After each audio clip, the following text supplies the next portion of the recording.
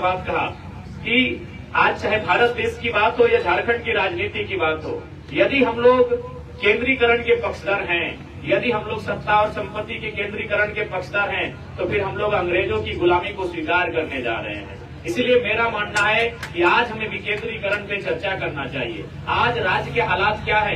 केंद्रीकरण का मतलब होता है सत्ता कुछ परिवारों तक सीमित हो जाना, चाहे वो झरिया की सत्ता हो, चाहे राजधानी रांची की सत्ता हो। तमाम जो झारखंड राज्य की राजनीति है वो चंद परिवारों के हाथों में सीमित हो जा रही है। और चंद परिवारों के हाथों में सीमित होने से क्या हो रहा है? अगर पॉलिटिक्स एक परिवार के हाथ में सीमित हो रही है तो इकोनॉमी भी उसी परिवार के हाथ में सीमित हो जा रही है।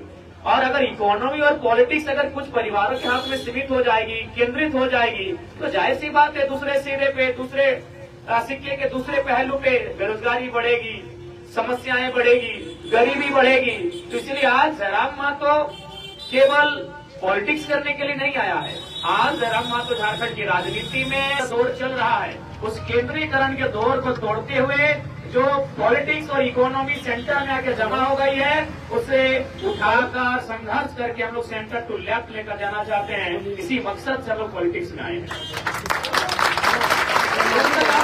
इकोनॉमी और पॉलिटिक्स को विकेंद्रीकरण नहीं कर पाते हैं, मुझे नहीं लगता है समस्याओं का समाधान होगा। आज किसी से नहीं छुपा है, चाहे झरिया विधानसभा की बात हो, बागमारा विधानसभा की बात हो या बेरमो विधानसभा की बात हो, जहाँ जहाँ कोलियरी क्षेत्र पड़ता है वहाँ जो भी विधायक रहे हैं, सांसद रहे हैं, उनकी संपत्ति के बारे में आप जान सकते हैं। कोयले की कमाई किसी का 12,000 करोड़ है, किसी का 10,000 करोड़ है, किसी का 18,000 करोड़ है। तो आज एक तरफ गरीबी बढ़ रही है, एक तरफ भुखमरी बढ़ रही है, एक तरफ बेरोजगारी बढ़ रही है, एक तरफ युवाओं में हताशा निराशा बढ़ रही है, एक तरफ मजदूरों और किसानों की आत्महत्या बढ़ रही है, और एक तरफ मुट्ठी भर लोग यदि अरबपति बनेंगे, करोड़पति तो छोड़िए, अरबपति से अरबपति बनेंगे। तो ऐसे परिदृश्य में हमें एक बार सोचने की आवश्यकता है, हमें चिंतन मंथन करने की आवश्यकता है। और हमें इस देश में जो सबसे सुंदर और सशक्त हथियार जिसे हम लोग वोट कहते हैं, उस वोट के माध्यम से इस राज्य, इस देश के हालात को बदलने के लिए अपने वोट का प्रयोग करना चाहिए। और उसी उद्देश्य के लिए मैं राजनीति में आज झरिया का जितना नाम है, झरिया उतना ही बदनाम है। इसलिए आज उस नाम और बदनाम के बीच हमें एक सामंजस्य, उस बदनामी के धब्बे को मिटाकर उसे नाम कैसे दें, उसकी पहचान कैसे दें, उस दिशा में हमें आगे बढ़ने की आवश्यकता है। आज किसी से छुपा नहीं है झरिया, जिसे लोग कोयलांचल के नाम से जानते हैं, लेकिन इसी कोयले के वर्चस्व के नीचे इसे रक्तांचल होने में भी समय नहीं लगता है। इसलिए आज हमें आवश्यकता है, झरिया में अगर अमन चैन की आवश्यकता है तो हमें लगता है कि जेल के पार्टी पे एक मौका मिले, रुस्तम अंसारी जी को एक मौका मिले।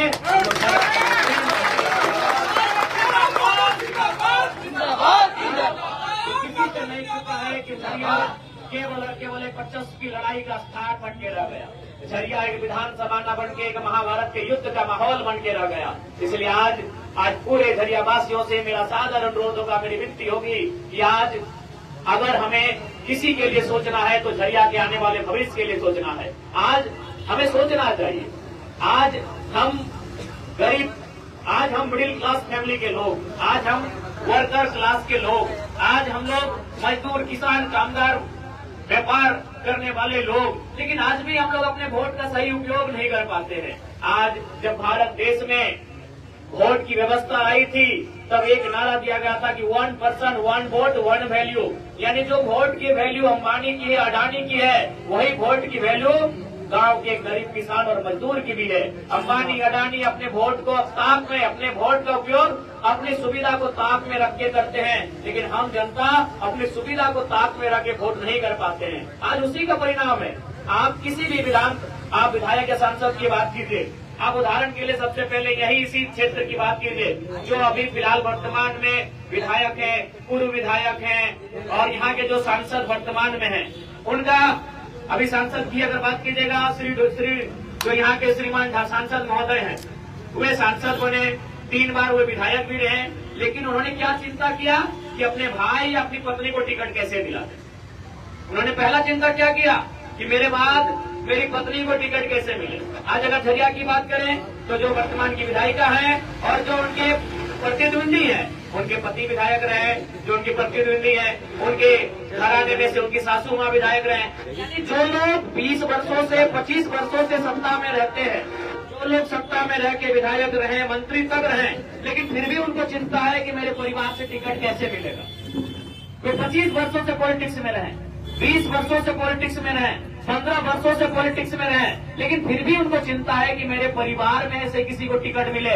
और हम अगर कामगार किस्म के लोग, हम अगर वर्किंग क्लास के लोग, हम अगर मिडिल क्लास फैमिली के लोग अगर अपने बच्चों की चिंता नहीं कर पाते हैं तो ये हमारा दुर्भाग्य है। इसके लिए हम किसी को कोसने क्यों जाए कि हमारा दुर्भाग्य है। आपको इन्हीं से सीखना होगा जो प्रत्याशी है, एक ही परिवार से। सांसद की भी बात कीजिए तो अपने भाई को बागमाला से टिकट दिला दिए। झरिया विधानसभा की बात कीजिए या धनबाद लोकसभा की बात कीजिए, वे किनकी चिंता कर रहे हैं? अपने परिवार की चिंता कर रहे हैं, अपने परिवार की प्रॉपर्टी की चिंता कर रहे हैं। और अगर हम जनता, जो हमारे पास सबसे सशक्त हथियार है जिसे हम वोट कहते हैं, अगर उसका उपयोग अपने बच्चों के लिए ना करें, अपने बच्चों के भविष्य के लिए ना करें, अपने विधानसभा के भविष्य के लिए ना करें, अपने राज्य के भविष्य के लिए ना करें, तो ये हमारा दुर्भाग्य है। इस वोट के होने या ना होने का कोई अर्थ नहीं है। आज आप इस बार झरिया में बदलाव करें। और जो एक मिथ्या जो कई दशकों से चलता आया है, एक परिवार जिसने हमेशा राजनीति का सिरमौर बनकर झरिया विधानसभा का नेतृत्व किया है, जिसने झरिया की सत्ता, झरिया की संपत्ति को केंद्रीकृत करने का कार्य किया है, उसे आज हमें आवश्यकता है, उसे विकेंद्रीकृत करने की आवश्यकता है। अगर हम पॉलिटिक्स को विकेंद्रित कर पाएंगे तो शायद झरिया की इकोनॉमी को भी विकेंद्रित कर देंगे। अगर पॉलिटिक्स तो हम लोग सेंटर से नहीं हटा पाते हैं तो इकोनॉमी को सेंटर से नहीं हटा पाएंगे, क्योंकि जो लोग पॉलिटिक्स में हैं, इकोनॉमी में उनका पकड़ है। ये आपसे भी नहीं छुपा है। विधायक जिस परिवार से होता है, उसी परिवार के चाचा, भतीजा, देवर इत्यादि इत्यादि माइंस को चलाते हैं। ये किसी से छुपा नहीं है। इकोनॉमी कहाँ है ये आपको मालूम है। इसीलिए अगर आप झरिया के आम जनता की चिंता करते हैं तो उसके लिए उसके रोजगार की चिंता करनी होगी। और रोजगार जिस सेक्टर में है, रोजगार जहाँ है, वहाँ पहरा देने वाले शख्स का नाम पॉलिटिक्स है, पहरा देने वालों का नाम पॉलिटिशियन है। तो इसीलिए आज आवश्यकता है कि हमें अपने वोट का सही इस्तेमाल करते हुए सबसे पहले उन लोगों को सत्ता से खारिज करना होगा जिन लोगों ने कई वर्षों से सत्ता में काबिज रहकर इस राज्य को उन्नति के रास्ते में न ले जाकर केवल अपने परिवार को उन्नति के रास्ते पर लेकर गए हैं, उन्हें सत्ता से खारिज करना है। झारखंड एक ऐसा राज्य है जहां सरकारें आके अपना दलील देती है कि खजाना खाली है। एक बात आप जान लीजिए, झारखंड में अगर खजाना खाली है तो पूरे भारत में कहीं खजाना नहीं है। झारखंड में क्या नहीं है? झरिया धनबाद यानी कोयला राजधानी, कोडरमा यानी अभरक राजधानी। गोमिया की बात करें तो एशिया का सबसे बड़ा बारूद कारखाना BSL, बगल में हर्ल, सिंदरी, FCI, क्या नहीं है? आप दाएं जाएं, बाएं जाएं, आगे जाएं, पीछे जाएं, जहां जाना है पूरे झारखंड के कण कण में खनिज संपदा है। लेकिन रीजन यहाँ की जो लीडरशिप है उनके नियत में कमी है, और उनकी नियत में कमी रहने के कारण एक बेहतर पॉलिसी नहीं बन पाती है, एक बेहतर नीति नहीं बन पाती है, जो हमारे इस राज्य का दुर्भाग्य है। इसलिए आप सब जाके देख सकते हैं, आज एक गांव में, एक गली में, एक 80 फीट, एक 100 फीट PCC की जो लागत होती है, उसी लागत से विधायक जी, मंत्री जी के आवास का सीढ़ी बना होता है। इसका मतलब है इस राज्य में खजाने की कमी नहीं है। इस राज्य में जो नेतागण है उनकी नीयत में कमी है। आज सरकारें कहती है हमारे खजाने में पैसा नहीं है, और यही सरकारें अपने मंत्रियों को, अपने माननीयों को 6 करोड़ में घर बना के देती है।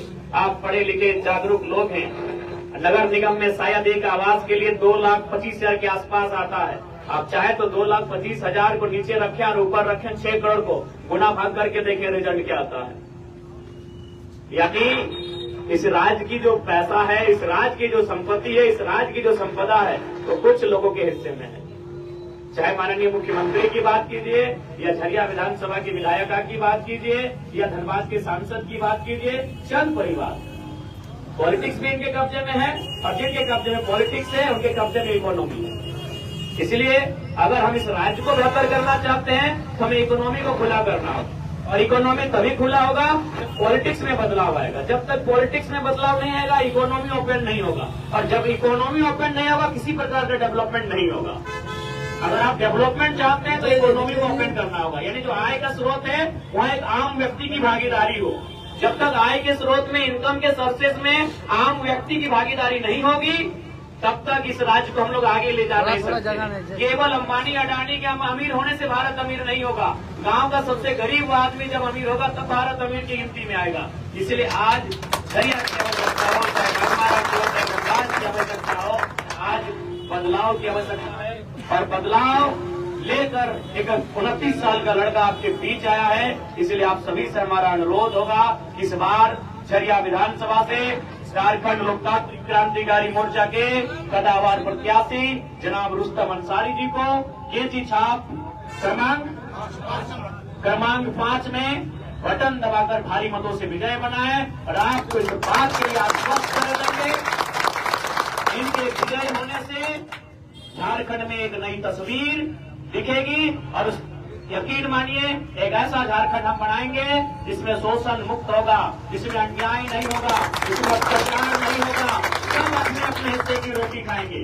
आज देखिए, बहुत सारे लोग जब मुझे देखते हैं तो बहुत तरह की बातें करते हैं, बारी बिक्री, झारखंड, बिहार, यूपी, बंगाल, इस तरह की बातें करते। मैं आपको स्पष्ट कहना चाहूंगा, क्योंकि मैंने स्पष्ट कहा है और आज भी मैं आपको स्पष्ट कहना चाहूंगा कि अगर झारखंड की बात करें तो झारखंड, बिहार, बंगाल, उड़ीसा एक साथ सीमा साझा किए हैं। हमारा ऐतिहासिक संबंध रहा है। लेकिन इस सच्चाई को आपको भी मानना होगा कि देखिए, सबकी अपनी अपनी एक सीमा होती है। जैसे उदाहरण के लिए एक बात हम कहते हैं कि यदि कोई इंसान अगर अपने हिस्से की रोटी खाता है तो उसे हम प्रकृति कहते हैं कि भाई प्रकृति है। आप अपने हिस्से की रोटी खाते हो, हम अपने हिस्से की रोटी खाते हैं, इसे प्रकृति कहते हैं। कोई इंसान यदि अपने हिस्से की रोटी किसी को बांट देता है उसे संस्कृति कहते हैं। लेकिन कोई अगर किसी के हिस्से की रोटी को छीनकर खाए उसे विकृति कहते हैं। और हम संस्कृति से युक्त, प्रकृति से युक्त झारखंड चाहते हैं, विकृति युक्त झारखंड नहीं चाहते। मेरा झारखंड के प्रति जो स्टेटमेंट रहा है वो कल भी वही था, आज भी वही है, कल भी वही रहेगा। और ये सत्य है, हम सभी भारतीय हैं लेकिन सभी झारखंडी नहीं है। इसीलिए मेरी ये मांगे हैं कि जो झारखंड के मूलवासी हैं, जिनका झारखंड के अलावा कहीं कुछ नहीं है, कहीं कोई दस्तावेज नहीं है, कहीं किसी प्रकार का कोई सारोकार नहीं है, वो पहले स्थान पे रहेंगे। उनके लिए 75%, 80%, 85% रिजर्व रहेगा। अभी कहा 4 ग्रेड की नौकरियां, बाकी कुछ हिस्से खुले रहेंगे, उसमें जिनको आना है वो आएंगे। और ये न्याय संगत है, ये तर्क संगत है। और वो बिहार का हो चाहे उत्तर प्रदेश का हो, उसके अंदर अगर दिल है, हमारे इस नियम का, हमारे इस नीति का पक्षधर है, क्योंकि हर राज्य का अपना नियम है। आप पश्चिम बंगाल चले जाए, बगल में हम अगर 10 किलोमीटर आगे चलेंगे तो पश्चिम बंगाल की सीमा है, वहाँ भी वही रूल है कि जो भाई बांग्ला भाषी है, जो बंगला यहाँ के मूल निवासी हैं, उनको 90% है, 10% में पूरे भारत के लोग आए, उनका स्वागत है। तो हमारा भी वही विचार है। इसीलिए हमारी ये लड़ाई अगर मूल रूप से समझा जाए तो अत्याचार के खिलाफ है, शोषण के खिलाफ है, अन्याय के खिलाफ है, माफिया के खिलाफ है, दबंग के खिलाफ है, और जो लूटने आया झारखंड उनके खिलाफ है। यदि कोई शख्स औरंगाबाद से चल के आया है या इलाहाबाद से चलकर आया है, यदि वो रोजी रोजगार के लिए आया है, यदि वो व्यापार के लिए आया, उनका स्वागत है। लेकिन वो कहीं से, चाहे औरंगाबाद हो, चाहे इलाहाबाद हो या कलकत्ता, यदि वो माफिया बनने के लिए आया है भाई, तो स्वागत नहीं कर पाएंगे। रोजगार के लिए आया है, वो व्यापार के लिए, वो कहीं से आया हो, तो इस देश के किसी कोने से आया है, स्वागत है। क्योंकि इस राज्य को बनाने के लिए हमने अपना सब कुछ खो दिया है। आपके बगल में यही सुरेश महतो आप परिचित होंगे, उनके नाम को कभी कभी आप सुनते होंगे। क्योंकि आप अगर नहीं जानते तो उनकी घटना को मैं आपको याद कराना चाहूंगा। जब झारखंड राज्य अलग करने की लड़ाई चल रही थी, जब हमारा सामना सामंतवादियों से होता था, जब हमारा सामना अतिक्रमणकारियों से होता था, जब हमारा सामना अत्याचारियों से होता था, तो सुरेश महतो, उनको जब झारखंड मूवमेंट चल रहा था, उनको जब अपराधियों ने या फिर जो लोग झारखंड राज्य बनने के विरोधी थे, उन्होंने सबसे पहले उनके दोनों हाथों को काट दिया था। वो शख्स जिंदा था, दोनों हाथों को काट के अलग किया गया था। वो शख्स जिंदा था, उसके दोनों पांवों को काट के अलग किया था। उस शख्स की सांसें चल रही थी, उसकी आंखों को निकाल दिया गया था। उसके बाद बोरे में भरकर इसी दामोदर नदी में विसर्जित किया गया था। तो बताइए कितने जुल्म के बाद हमने झारखंड राज लिया है। और यदि झारखंड के लोग अपने लिए हिस्सा, अपना हक मांगते हैं, अपनी आवाज बुलंद करते हैं, तो कोई भी बताए इसमें अन्याय और गलत क्या है। इसमें अन्याय और गलत क्या है। कोई भी किसी भी क्षेत्र से आकर रहने वाले, बसने वाले लोग हमारे सवाल का उत्तर देते हुए जाएंगे। इसीलिए हमारी लड़ाई किसी के खिलाफ नहीं है। अगर कोई हमारे किसी खिलाफ है तो अत्याचार, अन्याय और शोषण के खिलाफ।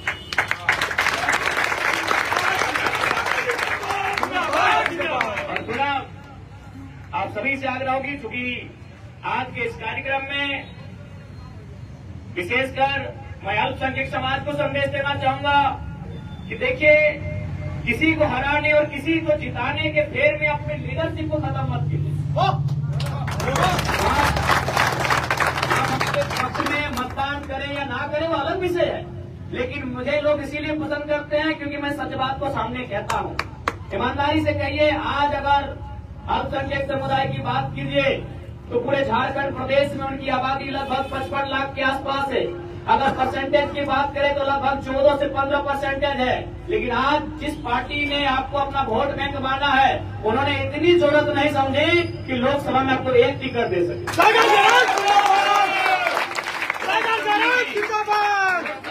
आलोचनाओं को सहते हुए, लोगों के बहुत तरह की शिकवा शिकायत को सहते हुए एक 29 साल के लड़के ने धनबाद लोकसभा से 1 लाख अंसारी को प्रत्याशी बनाया था।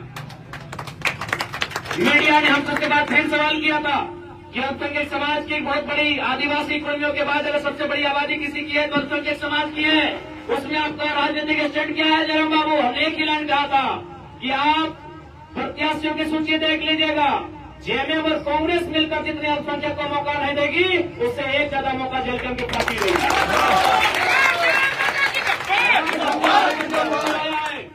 चाहे झरिया में रुस्तम अंसारी जी हों, या बगोदर में डॉक्टर सलीम अंसारी हों, या रांची से अयूब अंसारी हों, या मधुपुर से सदाम अंसारी हों, हमने अपने वचन को निभाने का कार्य किया है। अब आपसे मेरा आग्रह होगा, किसी को हराने जिताने का ठेका मत लीजिए। आपकी उतनी आबादी है, अपना नेतृत्व बनाइए। आप अपने नेतृत्व को शून्य कर रहे हैं। पूरे झारखंड में आपका नेतृत्व शून्य होता जा रहा है। इसीलिए अपने नेतृत्व को पहचानिए, अपने नेतृत्व को तराशिए। और मैं एक बात जरूर पूछूंगा, ये धनबाद जिला है, क्योंकि धनबाद जिला एक बहुत चर्चित जिला है। मैं आज झरिया की जनता के साथ साथ पूरे धनबाद जिला के अल्पसंख्यक समाज से एक सवाल पूछूंगा कि बताइए, पूरे धनबाद जिला में एक भी आप बढ़िया लीडर का नाम बताइए जिसको आधा झारखंड जानता हो। कोई नहीं। एक लीडर का नाम बताइए जो जेएमएम और कांग्रेस में हो चुकी हुआ। जेएमएम कांग्रेस वाले आपको अपना कोर वोटर मानते हैं, बुरा मत मानिएगा। 2-4 प्रत्याशी अपने मुंह से क्या बोलते मालूम है? कि अरे वो मुस्लिम का मोहल्ला है, वहाँ प्रचार करने की जरूरत नहीं है, हम लोग देगा किसको? इस भाव से आपके बारे में मेरी बात से नाराज मत होइएगा। मेरी आयु 29 साल है। अगर मेरे शब्दों में अगर आपत्ति है तो माफ कीजिएगा, लेकिन जो सच्चाई मैंने सुना उस सच्चाई को मैं बता रहा हूँ कि मुस्लिम के मोहल्ला में क्यों जा रहे जेएमएम वाले लोग बोल रहे थे। कोई जाने की आवश्यकता नहीं, तो देंगे ही देंगे। क्यों? आप अपने लीडरशिप को शून्य कर रहे हैं। कांग्रेस और जेएमएम की ये बोली है, एक लीडर आपके बीच नहीं है जिसको आधा राज्य जानता हो। और आप आइए हमारे राजनीतिक दल में, फरजान खान, इकलाक अंसारी जैसे दर्जनों नौजवान मिलेंगे अल्पसंख्यक जिनको पूरा राज्य पहचानता हो। ये जरा मत हो। आज भले हमारे एक मित्र चले गए हमें छोड़कर, लेकिन आपको भी मालूम है उनके गांव से एक मुखिया जी हैं, आजाद अंसारी जी। वो 3 टर्म के मुखिया हैं, लेकिन आज तक मुख्यमंत्री के पास नहीं पहुंच पाए। और आज देखिए, भले हमसे दगा करके गए हैं, लेकिन मुख्यमंत्री के बगल में खड़ा हुआ है। ये हमारे एक मित्र हमसे रूठ के भले चले गए, लेकिन उनका वजन, उनकी औकात किसी ने बढ़ाया है। उस शख्स का नाम जयराम माथुर। मुख्यमंत्री को डायरेक्ट उनको आगे गमछा पहनना पड़ा। और कितने अल्पसंख्यक ज्वाइन कर रहे हैं, मुख्यमंत्री पहनाते हैं क्या?